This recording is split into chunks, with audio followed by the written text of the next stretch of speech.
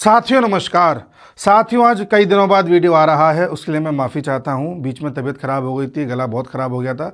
बड़ी मुश्किल से वर्ल्ड अफेयर्स पर वीडियो बना पाया था, वो भी 2-3 दिन में एक बार। आज मैं कोशिश करूंगा कि लगातार वीडियो आएँ आपके पास। आज हम डिस्कस करने जा रहे हैं ऐसे टॉपिक पर जो आने वाले समय में भारत की राजनीति में एक बड़ा बदलाव लेकर के आने वाला है। ये टॉपिक है कांग्रेस से संबंधित, और पिछले कई दिनों में ऐसी कई घटनाएं हो गई हैं जिसके बाद ये लग रहा है कि कांग्रेस में सब कुछ ठीक नहीं चल रहा। जैसा कि आप जानते हैं कि पिछले 2014 से लेकर अब तक 11 साल में कांग्रेस लगभग 100 चुनाव हार चुकी है, टोटल मिला दें तो।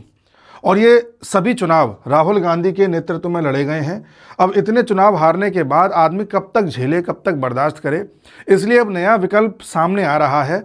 और उस विकल्प के कुछ ऐसे सबूत भी मिल रहे हैं कि हाँ, स्वीकार्यता है और हो सकता है प्रमाणित हो भी जाए। और ये विकल्प है प्रियंका गांधी का। जी, हम सब ये जानते थे कि राहुल गांधी के बाद प्रियंका गांधी ही या प्रियंका वाड्रा ही आगे लीनिएज में आएंगी, और इनके बाद फिर इनके सुपुत्र आएंगे, जैसे कि 2-3 बार इंट्रोड्यूस हो चुके हैं। राहुल गांधी की जो फैमिली है, भारत में तो ऐसी कोई फैमिली अभी तक नहीं पता चली है, तो इसलिए आगे कोई लीनिएज है नहीं। इनका तो है, तो अब इनको प्रोजेक्ट किया जा रहा है इस तरह से कि अब यही आगे पार्टी को चलाएं, ये कोशिश की जा रही है। आप एक चीज पर और गौर करिएगा।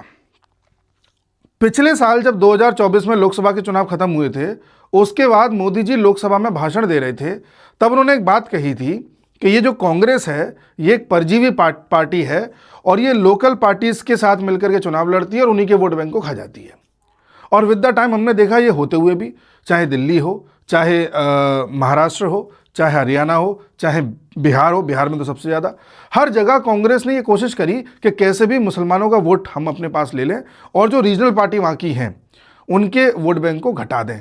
तो बाकी जगहों पर तो उतना नहीं असर पड़ पाया, लेकिन हाँ, बिहार में एक आपने देखा किस तरह से कांग्रेस ने आरजेडी को नुकसान पहुंचा दिया अपने एजेंडे को चला करके। वोट चोरी। आरजेडी का जो लोकल एजेंडा चलना चाहिए था वो चल नहीं पाया, और एक गलत हवा बन गई लोगों के बीच में, जिससे आरजेडी को नुकसान हुआ। वो एक मुद्दा अलग है जिस पर हम चर्चा कर चुके हैं। अब मोदी जी ने एक और भविष्यवाणी करी है या बात कही है जो सत्य होती अब नजर आ रही है आने वाले भविष्य में। और 14 नवंबर को जब बिहार के इलेक्शन के रिजल्ट आए थे, उस दिन मोदी जी ने कहा था कि वो दिन दूर नहीं जब कांग्रेस भी टूटती नजर आएगी या उसमें 2 टुकड़े हो जाएंगे। इससे पहले कांग्रेस टूटे, हम आपको बता दें कि आपने अगर अपना हेल्थ इंश्योरेंस नहीं कराया है तो आप अपना हेल्थ इंश्योरेंस अवश्य करा लें। इससे कल को आपके साथ कोई भी बीमारी लगती है, कोई भी दिक्कत आती है जिसमें आपको अस्पताल जाना पड़ता है, तो आपको खर्चे की टेंशन नहीं लेनी पड़ेगी। इसमें कई सारे ऐसे अच्छे प्लान्स होते हैं जिसके तहत आप बड़े से बड़े अस्पताल में लगभग मुफ्त में अपना इलाज करा सकते हैं। ऐसे ही एक हेल्थ इंश्योरेंस देता है स्टार हेल्थ इंश्योरेंस। इसमें आपको 97% कैशलेस फाइनल अप्रूवल मिल जाता है 3 घंटे के भीतर, और जब क्लेम सेटलमेंट की बारी आती है तो 2 घंटे के अंदर 90% तक क्लेम सेटलमेंट आपको आसानी से मिल जाता है। साथ ही इस देश में लगभग 14,000 अस्पताल ऐसे हैं जो इनके नेटवर्क के साथ जुड़े हुए हैं। 850 से ज़्यादा पूरे देश में इनके ऑफिसेज हैं, और साथ ही अब तक इस देश में 1 करोड़ से ज़्यादा लोग इनका लाभ प्राप्त कर चुके हैं। अगर आप इस तरह का हेल्थ इंश्योरेंस कराते हैं तो आपको इनकम टैक्स में भी सेक्शन 80D के तहत छूट मिलती है, लाभ प्राप्त होता है। तो आज ही अपने आप को हेल्थ इंश्योरेंस के कवर में ले आइए, जिससे कि आपको किसी भी तरह के फाइनेंशियल संकट के बारे में सोचना नहीं पड़ेगा। मैंने एक लिंक दिया है अपने डिस्क्रिप्शन में, एक कमेंट बॉक्स में पिन किया हुआ है, वहां जाकर के इसको ट्राई कर सकते हैं। अब आगे बात करते हैं प्रियंका वाड्रा की। प्रियंका वाड्रा ऐसी कुछ गतिविधियां पिछले दिनों में कर चुकी हैं जिसके बाद लोगों को और ज़्यादा ये विश्वास होने लगा है कि अब यही लीडरशिप संभालने वाली है। अच्छा, पिछले 1.5-2 महीने से खबरें आ रही हैं कि ये जो गांधी परिवार है, सो कॉल्ड गांधी परिवार है, इनके बीच में बन नहीं रही है, कुछ खटपट चल रही है। कई विषयों को लेकर के मतभेद है। इसमें राहुल गांधी कुछ कहते हैं, प्रियंका वाड्रा कुछ कहती हैं, और कई बार सहमति नहीं बन पा रही है। इसी क्रम में आप देखिए तो एक खबर सामने आई थी बिहार इलेक्शन के कुछ दिन बाद कि प्रशांत किशोर प्रियंका वाड्रा से जाकर के मिले हैं। अच्छा, जब मिले तब किसी को पता नहीं चला। यह खबर कुछ दिनों बाद पता चली कि प्रशांत किशोर और प्रियंका वाड्रा की मीटिंग हुई है। प्रियंका वाड्रा से जब पूछा गया तो उन्होंने कहा था कि भाई किसी को पता इंटरेस्ट नहीं होना चाहिए कि मैं किससे मिल रही हूँ, किससे नहीं मिल रही हूँ। और प्रशांत किशोर ने कहा कि भाई मैंने किसी भी तरह की ऐसी कोई मीटिंग नहीं करी है। 2017 में जब यूपी के चुनाव हुए थे तब प्रशांत किशोर ने यूपी में समाजवादी पार्टी और कांग्रेस को साथ ला करके लड़वाने की कोशिश करी थी, और पूरे चुनावी कैंपेन को डिज़ाइन किया था। बीच में कुछ मिसअंडरस्टैंडिंग हो गई या जानबूझ के छोड़ दिया या क्या रहा पता नहीं। तो उसके बाद से प्रशांत किशोर इस तरह से कांग्रेस के किसी लीडर के साथ मिलते हुए नजर नहीं आए। इन्होंने पिछले साल कोशिश भी करी थी कांग्रेस के लीडर्स के साथ मिलने की, लेकिन इन्हें वक्त नहीं दिया गया, ऐसा सुनने में आया था। अब एक कहानी देखिए, इधर राहुल गांधी एक ऐसा पत्ता साबित हो चुके हैं जो चल नहीं रहा है। उधर प्रशांत किशोर ने बिहार इलेक्शन में ट्राई करके देखा, कोई फायदा मिला नहीं। तो प्रशांत किशोर ने सोचा कि मैं इतने दिनों से कांग्रेस के लीडर से मिलने की कोशिश कर रहा हूं जो कि राहुल गांधी हैं, और वो मिलना नहीं चाह रहे हैं, whatever the reason is. अब चलो इनको थोड़ा साइड करते हैं, ये थोड़ा सामने आ रही हैं तो इनसे एक बार मिलते हैं। और इनसे प्रशांत किशोर मिले हैं। प्रशांत किशोर की अपनी एक खींच है कि बिहार इलेक्शन में मेरी जो बेइज्जती हुई है मुझे उसको कैसे भी करके बैलेंस करना है, और इनकी अपनी एक चॉइस है कि हमें कांग्रेस का रिवाइवल करना है। इस बात को लेकर के कोई स्ट्रेटेजी बनी होगी। अब आने वाले समय में जो एक बड़ा इलेक्शन है वो यूपी का है, जिसके लिए स्ट्रेटेजी को प्रशांत किशोर ने और इन्होंने बनाई होगी, या सोचा होगा, या आगे चलने के साथ चलने का सोच रहे होंगे। अगर प्रशांत किशोर इनकी मदद करके यूपी में बीजेपी को डेंट पहुंचा देते हैं तो उनकी भी सफलता है, इनकी भी सफलता है। ऐसी कोई बात हुई होगी, नहीं पता क्या बात हुई है, लेकिन बात चुनाव की हुई होगी। क्या ये मिलकर के काम करते हैं? अब आगे एक चीज और देखिए, केवल बात यहीं तक नहीं रुकी है, आगे देखिए। एक क्लिप वायरल हुई, पार्लियामेंट के बाहर प्रियंका वाड्रा नितिन गडकरी जी से बात कर रही है, कह रही है मैं आपसे इतने लंबे समय से टाइम मांग रही हूँ मीटिंग का, आप टाइम नहीं दे रहे। मेरा हंसते हुए बात हुई तो उन्होंने कहा, अरे भाई कभी भी मुलाकात करिए, बताइए। फिर तुरंत थोड़ी देर बाद मीटिंग होती है, ये अपने कुछ कंसर्न बताती हैं कि भाई ये प्रोजेक्ट है, इसको ऐसे करना चाहिए, वैसे करना चाहिए। और उसके बाद नितिन गडकरी अपने हाथ से बना हुआ कुछ डिश लेकर के आए थे, चावल की बनी हुई कोई डिश थी, वो खुद भी खाई, बाकी लोगों को भी खिलाई और इनको भी खिलाई। बड़ा अच्छा जेस्चर दिखाया। क्या आप ऐसा राहुल गांधी के साथ इमेजिन कर सकते हैं? नहीं कर सकते। आगे देखिए, दिग्विजय सिंह दिग्गी, जिनको आरएसएस आतंकवाद नजर आती है, हिंदू आतंकवाद नजर आता है, 26 गारे का दोष हिंदू आतंकवाद को मरने का पूरा प्रयास किया। इस बार भी बयान दिया उल्टा सीधा कि बांग्लादेश में जो कुछ हो रहा है वो भारत में मुसलमानों के साथ जो होता है उसकी प्रतिक्रिया है। इस तरह से इन्होंने दिया। इन्होंने एक ट्वीट किया, कोरा साइट पर मुझे ये चित्र मिला। ये चित्र आपको याद होगा, मोदी जी नीचे बैठे हैं, अडवाणी जी ऊपर कुर्सी पे बैठे हैं। ये शायद केशु भाई पटेल जब गुजरात में शपथ ले रहे थे उस वक्त का फोटो है। तो इन्होंने कहा कि कोरा साइट पर मुझे ये चित्र मिला, बहुत ही प्रभावशाली है। किस प्रकार आरएसएस का स्वयंसेवक व जनसंघ का कार्यकर्ता नेताओं के चरणों में फर्श पर बैठकर एक टाइम के बाद मुख्यमंत्री व देश का प्रधानमंत्री बना। यह संगठन की शक्ति है। जय सिया राम। ये जय सिया राम बोल रहे हैं और ये प्रेस कर रहे हैं कि किस तरह से आरएसएस के संगठन की शक्ति है कि एक कार्यकर्ता जो कभी जमीन पर बैठा करता था वो एक टाइम के बाद देश किसी राज्य का सीएम बना और फिर देश का पीएम बना और तीसरी बार भी पीएम बना। अब इन्होंने संगठन की शक्ति में बीजेपी की तारीफ करके, आरएसएस की तारीफ करके किसको पिन चुबाने की कोशिश करी है, समझ जाइए। अच्छा, एक चीज और देखिए, प्रियंका वाड्रा जो ये मुलाकात करके आई हैं, ये अच्छा वो गडकरी के साथ ये मुलाकातें, ये जितनी ज़्यादातर घटनाएं हुई हैं पिछले कुछ दिनों में, ये उस वक्त हुई हैं जब राहुल गांधी जर्मनी घूमने गए हुए थे एक हफ्ते के लिए। जी, उनकी एब्सेंस में हुई हैं। अब साहब ये वाली जो थी, ये सब उनकी एब्सेंस में हुई हैं। और इसी बीच क्या होता है, एक फोटो और जारी होती है जिसमें कुछ देश के नेता एक कमरे में बैठ करके ऐसे ही चाय पर चर्चा कर रहे थे। प्रधानमंत्री थे, स्पीकर साहब थे, डिफेंस मिनिस्टर, प्रियंका वाड्रा, अन्य नेता भी समाजवादी पार्टी के भी थे, अन्य दलों के भी थे। पर मेरा फोकस प्रियंका वाड्रा और बीजेपी के लीडर्स पे है। कभी आपने इस तरह की मीटिंग राहुल गांधी के साथ होते हुए देखी है?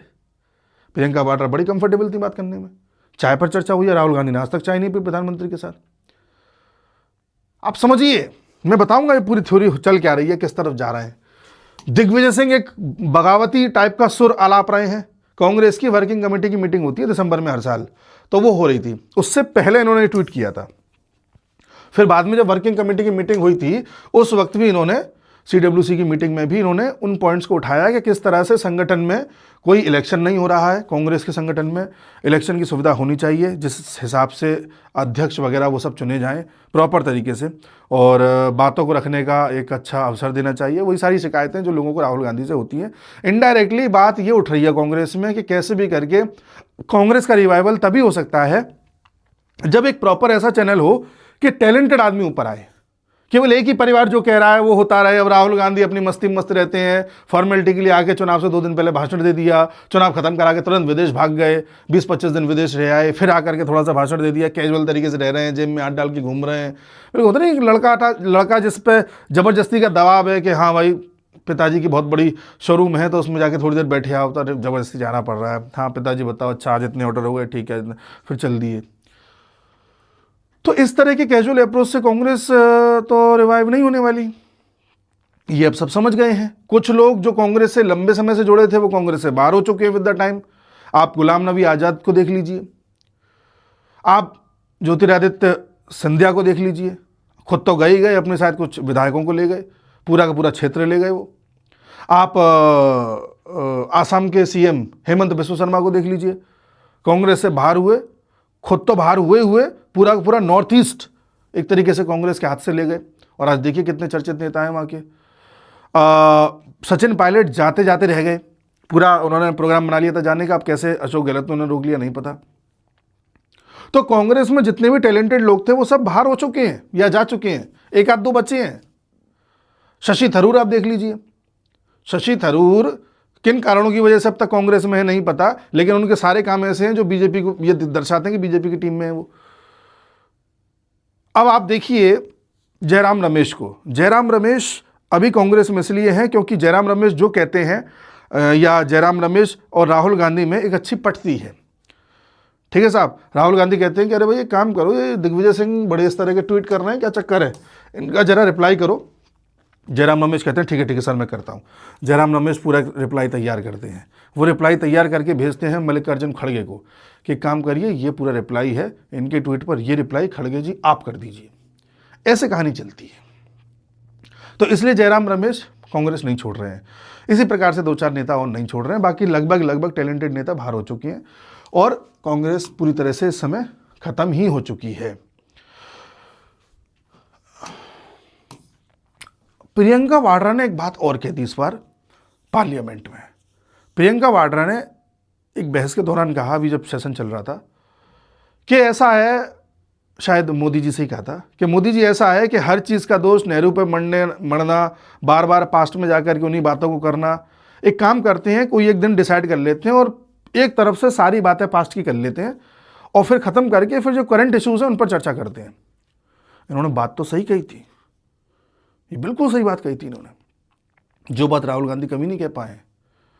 यानी कि प्रियंका वाड्रा एक सेंसिबल नेता होने का प्रमाण देने की कोशिश कर रही हैं कि देखो मैं बीजेपी के नेताओं के साथ मिलकर के चाय भी पीती हूँ, मुझे इसमें कोई ऐतराज़ नहीं है, मैं गडकरी जी से काम का डिस्कशन भी करती हूँ, मैं ऐसी कट्टर नहीं हूँ कि मैं बीजेपी वालों की तरफ देखूंगी भी नहीं, काम पड़ता है सब नेताओं का एक दूसरे के साथ। देखो मैं सेंसिबल बातें भी करती हूँ कि भाई बार बार नेहरू पर इंदिरा गांधी पर चर्चा करने से अच्छा एक दिन कर के साइड करो और फिर करंट मुद्दों पर चर्चा करो। बात सही है, सेंसिबल नेता होने का प्रमाण दे रही है। आगे देखिए, अब रॉबर्ट वाड्रा जो इनके पतिदेव हैं, उनका कहना यह है कि हर तरफ से डिमांड उठ रही है कि कांग्रेस की लीडरशिप प्रियंका को दे दी जाए और प्रियंका को ही पीएम के पद का उम्मीदवार बनाया जाए, ये कह रहे हैं साहब। और इन्होंने ये भी कहा है कि लोग तो मेरे से भी कह रहे हैं कि मैं भी राजनीति में आऊं, इनकी बड़ी इच्छा है राजनीति में आने की। इन्होंने अपनी तरफ से पोस्टर लगवा दिए थे अमेठी में, कि पोस्टर में लिखा गया था याद नहीं है, पर इन्हीं के पक्ष में थे कि ये भी पॉलिटिक्स में आए, चुनाव लड़े ऐसा करके, या हमारा नेता कैसा हो, ऐसा कुछ था। और इतना ही नहीं, प्रियंका वाड्रा के हस्बैंड के साथ साथ प्रियंका वाड्रा का भी जो सलाहकार है या जो उनके लिए काम करता है जयराम रमेश की तरह, इमरान प्रतापगढ़ी, उसने भी एक मंच से बोल दिया है कि प्रियंका गांधी को ही नेतृत्व सौंपा जाए। इतने बड़े बड़े पदों पर बैठे लोग, इतने खास लोग, इनके सोचिए हस्बैंड तक ये बात कह रहे हैं, तो किस लेवल की अंदर चिंगारी छूटी हुई है। समझ रहे हैं आप बात को? तो अब कांग्रेस का मंच तैयार है टूटने के लिए तैयार है, और वही हाल होगा जो महाराष्ट्र में हुआ था उद्धव ठाकरे की शिवसेना के साथ। जब शिवसेना टूटी तो उसके बाद उद्धव ठाकरे की स्थिति ये हो गई है कि आज वो अपना बीएमसी का चुनाव तक जो है अकेले नहीं लड़ पा रहे हैं, उसमें भी मनसे यानी कि उनके जो भाई हैं कज़न जो है उनको साथ में लेना पड़ा है राज ठाकरे को, तब जाकर के चुनाव लड़ रहे हैं। शरद पवार की पार्टी टूटी, उसके बाद शरद पवार बिल्कुल पावरलेस हो गए। तो इनकी पार्टी अगर टूटी कांग्रेस, तो माहौल इस तरीके का बनाया जाएगा कि एक बड़ा से अच्छा, एक पहले मैं बताता हूं एक चीज और, कांग्रेस लगातार इलेक्शन हार रही है, ये नेता बने हुए हैं। कभी भी आप कांग्रेस के वर्कर से जाके पूछना जो ग्राउंड पे काम करता है, वो वर्कर खुद दुखी है अपने नेता से। वो वर्कर खुद कहता है कि भाई हम कहां तक डिफेंड करें कि वोट चोरी बिना मतलब का मुद्दा छेड़ रखा है, कहां तक बीजेपी वालों से बहस करें। वो खुद चाहता ग्राउंड वर्कर कि हमारा नेता चेंज हो जाए। आप समझ रहे हैं? और कांग्रेस इतनी पुरानी पार्टी है कि आज भी ग्राउंड पर इसका बेस है, इसके वर्कर्स हैं। इसलिए आप देखते हो कि प्रधानमंत्री मोदी कांग्रेस के 90 से ज़्यादा इलेक्शन हारने के बावजूद भी किसी भी इलेक्शन में जाते हैं तो टारगेट पे कांग्रेस को ही रखते हैं।